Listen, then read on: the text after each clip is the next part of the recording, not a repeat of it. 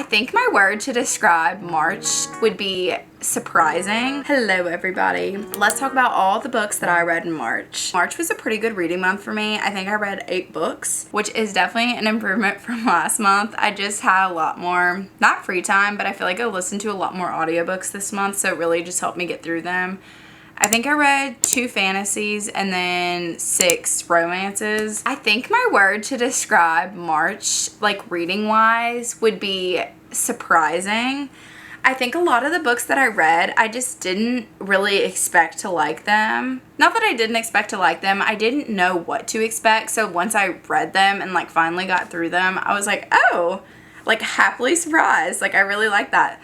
So I'm really excited, but we can just go ahead and get into what I read. Okay, the very first book that I read in March was Crown of Midnight. I think I started this at the end of February, but I have been slowly working my way through the Throne of Glass series. This is the second one in the series, and I feel like it definitely reads like it is the second book in the series. I like this one better than the first one, but it's definitely not my fave. It's like building up the background of like what's to come, and you kind of get more action, I think, than you do in the first one. And this is just kind of setting things up. So I'm not going to talk too much about it because I rated this a 3 stars. I think I rated Throne of Glass 3 stars too. Again, it's not bad. It's not the best book in the series, so it's just kind of middle of the line. Would recommend if you're reading the series. Obviously you got to get through it, so that was a good way to start off the month. The second book that I read right after that in March was The Heirfire. This is one of my favorite books in the series. This is the 3rd book in the Throne of Glass series. I gave this a 5 stars.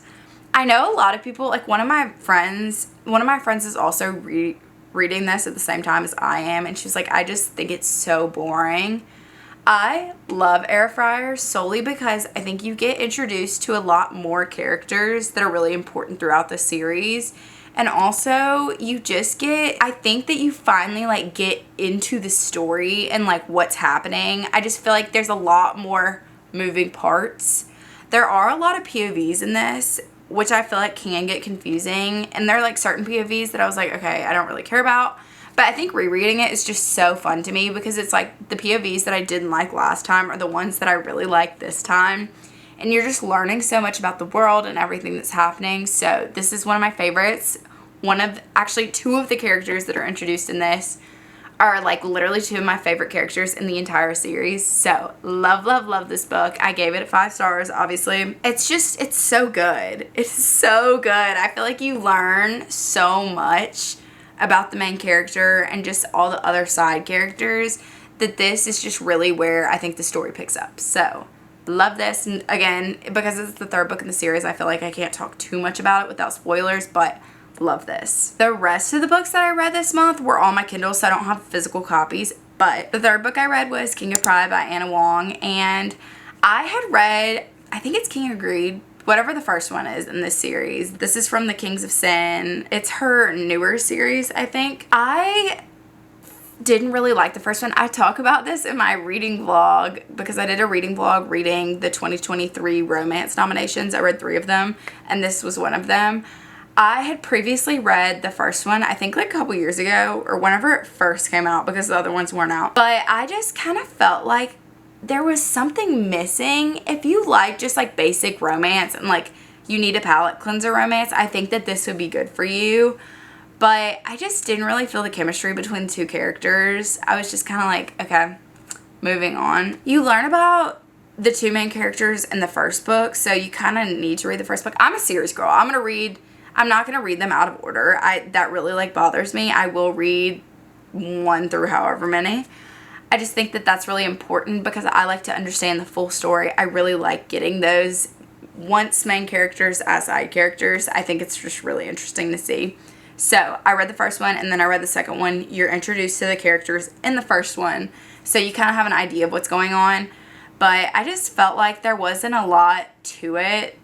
I feel like a lot of the attraction was just physical instead of like a deeper emotional connection, which is what I rather in romance specifically. So this wasn't my fave. I gave it a 3 star, which again, 3 star for me is not bad. I feel like I give a lot of books 3 stars where it's just like, okay, quick and easy read.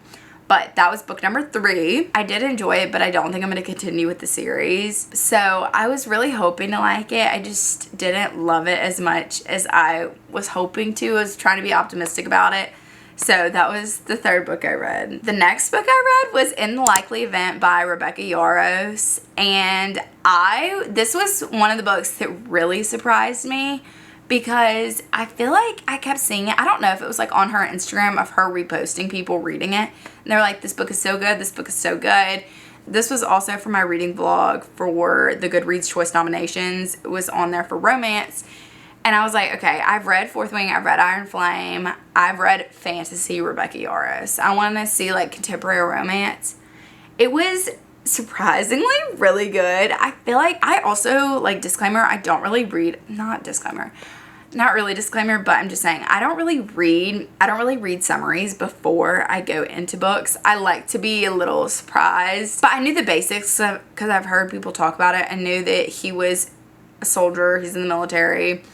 She is like connected to that in some way. It has 2 timelines, so past and present, and basically they met because they were sitting together on a plane and got in a plane crash, and they kind of meet through that, and you see their journey through the past. And like in the present, they're not talking. She's like, I literally didn't know what was going on. I didn't know you were gonna be here. He's like, I didn't know that you were gonna be here.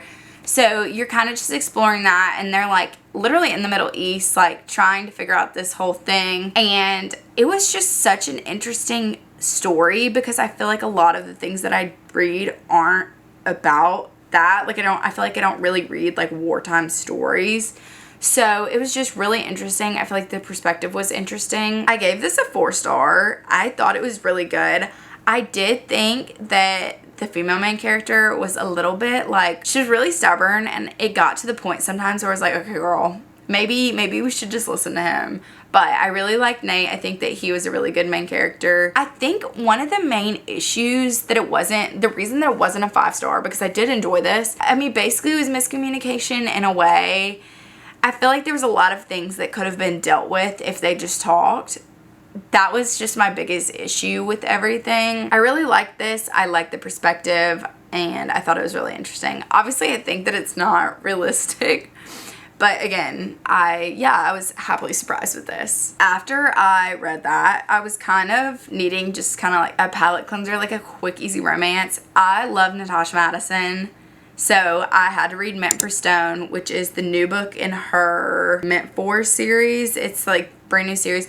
All of Natasha Madison's books, though, are interconnected standalones, and it's like generations of like these families, which I love. Like, I personally really like that. I love, like I said earlier, I love reading series and you get those past characters as side characters, and you just get to kind of like, you get glimpses into their life. Like, I want to see the kids. I want to see the families and how they've progressed. So I really love Natasha Madison's writing. All of her books, I will say, don't hit. Like, all of her books aren't like, oh my gosh, these are so amazing, but some of them are just really good and really enjoyable, and basically all of them are really quick and easy reads, which I love. I feel like they're really good palate cleansers, and if you want a series to binge, like, she has so many. I read Meant for Stone, and I gave this a 4-star. I think that a lot of her main characters get very similar. At this point, she's written so many books, I feel like it's hard to make each one of them like different and unique. But I like the female main character in this one. She kind of she's an independent woman. She don't need no man, like all this stuff. And then he plays hockey. He's part of this like hockey dynasty basically. And she is her parents live in Hollywood. So this was also a crossover between 2 of her series and like the kids from those series. My issue with this again was miscommunication. I feel like miscommunication is always a big issue. I'm like, just talk about it. I get it that you need a conflict in the book, but like, if we just talk about our issues, I feel like so many problems are solved. And like, realistically, is miscommunication a thing? 100% absolutely, but I feel like reading about it is just so frustrating. It was a 4-star for that reason and not a 5-star, but again, it was quick, easy. I love her books. I think they're really fun. That's the beginning of a new series, so I'm excited for the next one. I think we're getting even more crossovers. I feel like I never hear people talk about Natasha Madison, and I really like her writing. And because I like her writing and I figured out there's a lot of crossovers from different series, I continued with her Southern series. I had read all of them up until book 6. I read book 7, which is Southern Secrets, and this one I think is my favorite one in the whole series. Again, there's 7 of them. The ones before this, I will say, I rated really low. This one was a 4-star for me, and I rated the other ones low. Like, 2 stars pretty low for me, and I think a bunch of them got 2 stars. It's just, I felt like the other ones were very insta-love, insta-attraction, and it was like the same things were happening in each of them, and I'm like, okay, we need something new. So I was very pleasantly surprised with this one. I feel like our female main character was very independent. She was funny. She had jokes. Like, I loved her and the male main character together. I thought they were really cute. The thing that was different from the other ones is there was tension and like build up for their relationship instead of, oh, I like you, let's be together.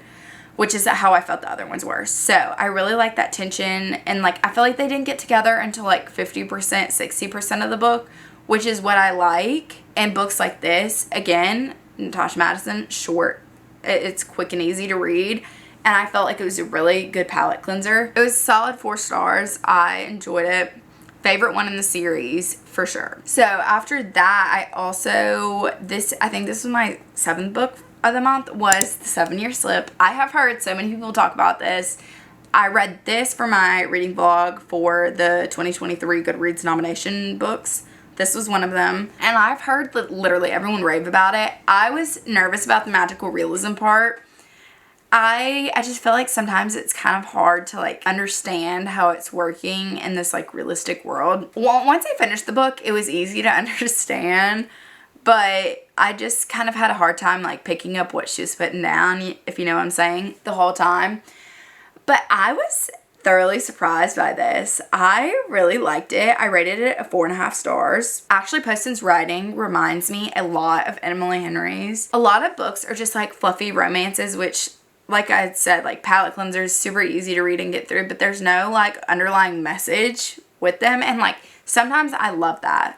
The 7-Year Slip, though, I feel like had like an overarching theme. It was like Clementine dealing with her grief, figuring out what she wants to do with her life, and I feel like it was something that like kind of hits on a deeper level than just those easy romances. So I just really liked that. I feel like I got something out of it, and it was like she thought that she wanted to do this, she wanted to work in publishing, and it's like kind of figuring out who you are, what you want to do in life. And the quotes in this were really good. I feel like it's just kind of her figuring herself out, and adding the romance into that, I feel like really added to the story. And it's like she's learning about herself as she's trying to figure out and navigate her way through this experience, meeting the guy in the apartment. Basically, she is living in her aunt's old apartment, and her aunt told her sometimes people show up from like the past, like 7 years ago.